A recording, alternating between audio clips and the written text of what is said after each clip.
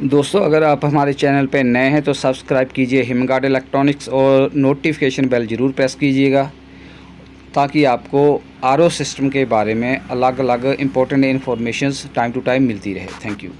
दोस्तों, हिमगार्ड इलेक्ट्रॉनिक्स में आपका एक बार फिर से स्वागत है। आज हमारे दोस्त ने हमसे पूछा था कि क्या एसएमपीएस जब ख़राब हो जाती है तो उसकी रिपेयर पॉसिबल है या फिर उसको रिप्लेस करना चाहिए।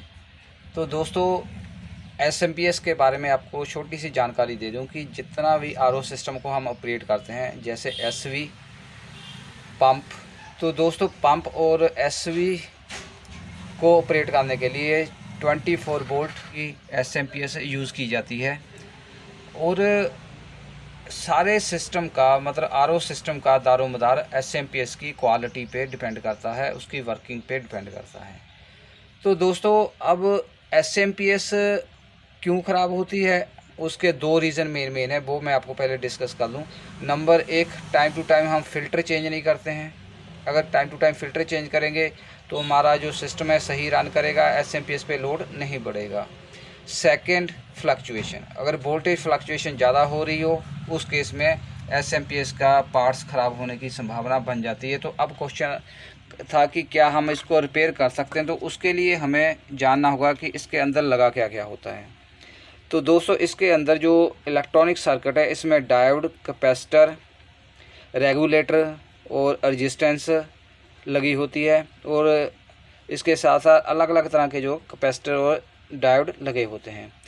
अब जब भी कोई फॉल्ट आता है, अगर कोई एक्सपर्ट रिपेयरर है आपके पास, कोई रेडियो वाला, टीवी वाला, तो वो इस सर्किट को रिपेयर करने में ज़्यादा माहिर होता है as compare to RO technician. RO technician का काम है कि अगर एसएमपीएस आपकी फ्लक्चुएट कर रही है, बार बार ब्लिंक कर रही है, पूरा लोड नहीं निकाल रही है, या फिर टोटली बंद हो गई है, तो वो उसको अगर वारंटी पीरियड में है तो चेंज कर देता है, अगर वारंटी पीरियड में नहीं है तो रिप्लेस कर देता है।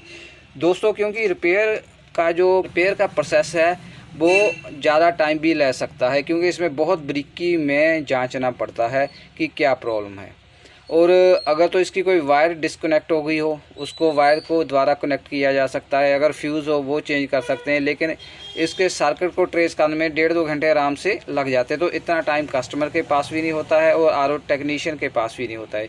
तो इन दैट केस, क्योंकि एसएमपीएस की जो वैल्यू है, प्राइस है, वो इतना ज़्यादा नहीं होता है, तो बेहतर है कि हम जब भी कोई प्रॉब्लम आए नई एसएमपीएस लगा लें, अगर वो वारंटी पीरियड के बाहर है। 1 साल की इसकी वारंटी होती है। तो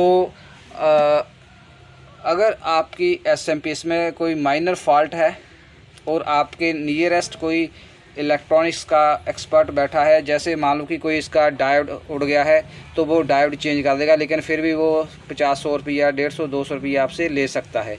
लेकिन अगर आप नई एसएमपीएस चेंज कराओगे तो आपको 1 साल की वारंटी भी मिल जाएगी, और ये 650 से लेकर 850 रुपये तक इसकी जो रेट है वो वेरिएशंस है अलग अलग एम्पियर की वजह से, क्योंकि कोई 1.5 एम्पियर की कहीं लगी होती है, कहीं 2 एम्पियर की, कोई 2.5 एम्पियर की और कहीं 3.5 एम्पियर की। तो दोस्तों, अब ये डिपेंड करता है कि आपकी एसएमपीएस का स्टेटस अंदर से कैसा है, कितने % वो शॉर्ट हुई है।